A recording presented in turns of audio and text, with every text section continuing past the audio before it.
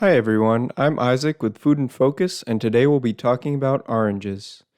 Did you know that oranges originally came from a region that is today southern China, northeast India, and Myanmar? Eventually, people started growing them all around the world. The navel orange, which was originally bred in Brazil, has a dimple at one end that looks like a belly button. Did you know that this dimple is actually an underdeveloped second orange?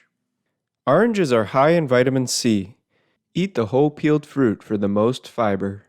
I like to use oranges in the Food Hero recipe, Fruited Tabbouleh, available on our website. It makes for a naturally sweet and refreshing dish. When I'm choosing oranges, I look for ones that are firm and heavy for their size. I avoid oranges with cuts, soft spots, or mold. Choose canned oranges in 100% juice or water. There are many types of oranges.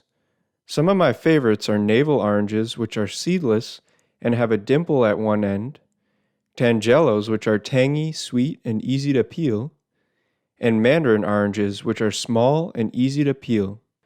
I store whole oranges at room temperature for 2 to 3 days, or refrigerate them for 2 to 3 weeks, and make sure to keep them dry and watch for soft spots.